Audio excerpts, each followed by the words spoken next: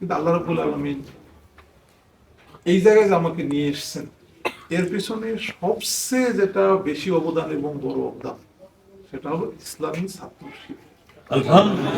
ছাত্র শিবিরে আমাদেরকে শেখাইছে যে তোমাকে বড় হইতে হবে।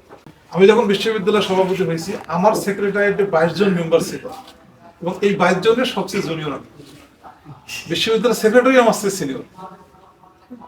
সংগঠন পরিচালনা আল্লাহ রাব্বুল আলামিন আমাকে অনেক ভালো অনেক এবং বাংলার মানে যে মিথ্যা ষড়যন্ত্রটা হয়েছে, এই ষড়যন্ত্রের কারণে যেটা হয়েছে, আমি রাজশাহী বিশ্ববিদ্যালয়ের মধ্যে আমার মাস্টার্স শেষ করতে পারিনি। কিন্তু যখন এই ষড়যন্ত্রটা হয়, তখন রাজশাহীর দায়িত্বশীল ছিল আমাদের শ্রদ্ধেয় মরহুম এবং শহীদ আতাউর রহমান ভাই।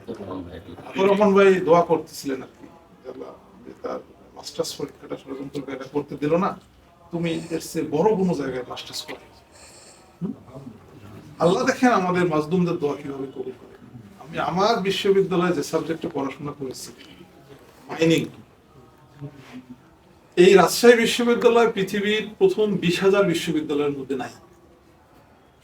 অথচ আমি এই মাস্টার্স, এই এমএসসি করেছি পৃথিবীর টপ 50টা ইউনিভার্সিটির মধ্যে।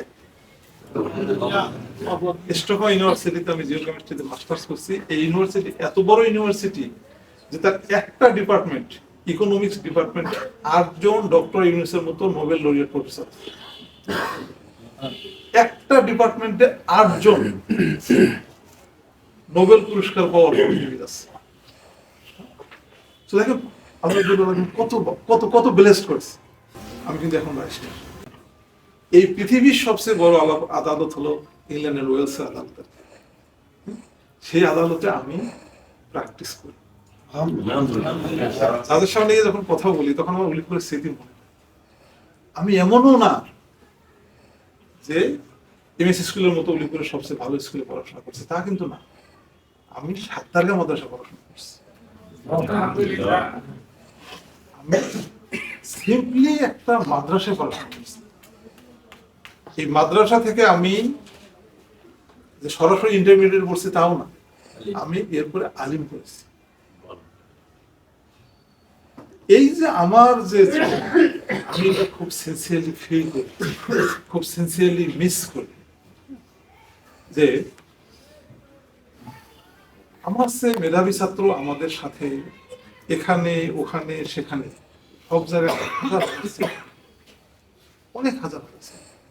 কিন্তু আল্লাহ রাব্বুল আলামিন এই জায়গায় যে আমাকে নিয়ে এসেছেন, এর পিছনে সবচেয়ে যেটা বেশি অবদান এবং বড় অবদান, সেটা হলো ইসলামী ছাত্র শিবির।